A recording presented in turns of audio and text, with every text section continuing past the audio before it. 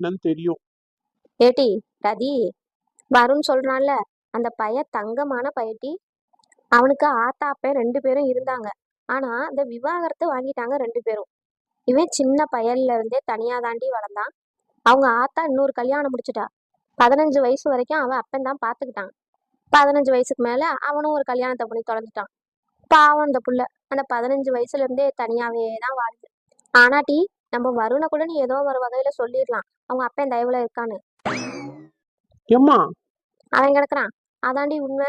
ஆனா அந்த பயல நீ எதுவுமே சொல்ல முடியாது. தங்கமான புள்ள.